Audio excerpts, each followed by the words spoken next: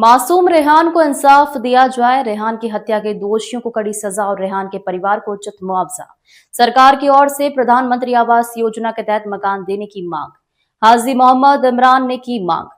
मध्य प्रदेश सर्वधर्म सद्भावना मंच के सचिव हाजी मोहम्मद इमरान हारून ने मासूम बच्चे रेहान के निर्मम हत्या पर अफसोस का इजहार करते हुए बच्चे को सुरक्षा को गंभीरता से लिए जाने और शहर के सार्वजनिक स्थलों, गलियों, मोहल्लों में सुरक्षा बढ़ाने, सीसीटीवी कैमरों की निगरानी बढ़ाने की मांग करते हुए रेहान को इंसाफ देने की मांग की है।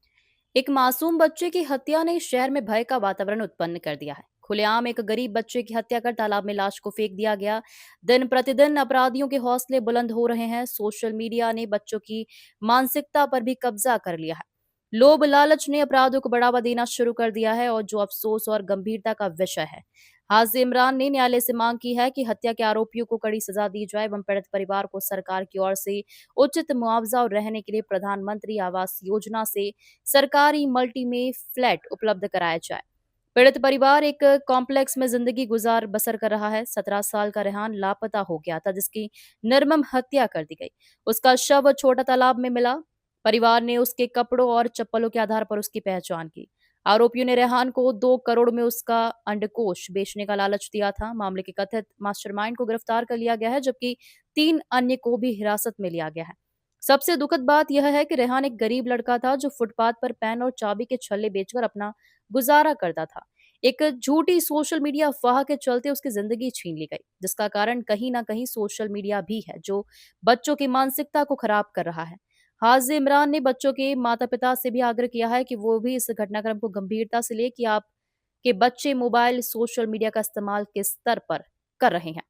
रेहान का परिवार बहुत गरीब है। एक सुलभ कॉम्प्लेक्स के छोटे कमरे में रहती है, जिसको सरकार से मदद मिलनी चाहिए। न्यायालय दोषियों पर सख्त कार्रवाई करे और मध्य प्रदेश पीड़ित परिवार को उचित मुआवजा दे और प्रधानमंत्री आवास योजना के तहत पीड़ित परिवार को मकान दिया जाए, जो उनके जख्मों को नासूर बनने से रोक सके। देखिए, शहर में बड़े अफसोस की बात है कि सोशल मीडिया का फितना इतना बढ़ चुका है कि अब मासूम बच्चे भी जो है इसकी चपेट में आ चुके हैं। अभी हाल ही में एक हादसा हुआ कि एक मासूम जो है मामूली से किरिंग बेचने वाला जो है उसकी निर्मम हत्या कर दी गई बच्चों के द्वारा। जो बड़े अफसोस की बात है कि सोशल मीडिया का फितना अब जो है बच्चों के दिमागों को जो है कंट्रोल करने लगा है। तो इस पर जो है गौर व फिक्र करना चाहिए और अभिभावकों को ध्यान रखना चाहिए कि आपके बच्चे मोबाइल का और सोशल मीडिया का इस्तेमाल कहाँ कर रहे हैं और कैसे कर रहे हैं। तो इस पे जो है पैनी नज़र रखना चाहिए। यहाँ तक कि मैं तो ये कहूँगा कि 18 साल के से कम उम्र के बच्चों को अभिभावक अपने सामने मोबाइल यूज़ कराएं, अकेले में मोबाइल ना दें बिल्कुल भी, क्योंकि इस तरह के फितने दिमाग खराब कर रहे हैं बच्चों का और जो है ये हादसा पेश आ रहे हैं। अभी रेहान का कत्ल हुआ, बड़े अफसोस की बात है। बहुत निर्मम तरीके से उसकी हत्या कर दी गई। एक मामूली से जो है लालच के पीछे उसको जो है मौत के घाट उतार दिया गया।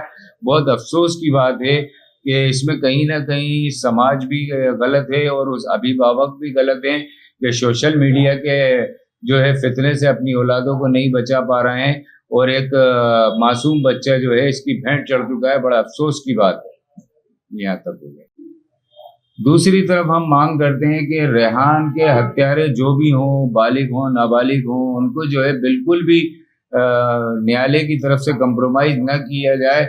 सख्त से सख्त, कड़ी से कड़ी सजा उनको जो है दी जाए और जो है इस निर्मम हत्या के जो है हत्यारों को सख्त कानून के तहत जो है कड़ी से कड़ी सजा दी जाए।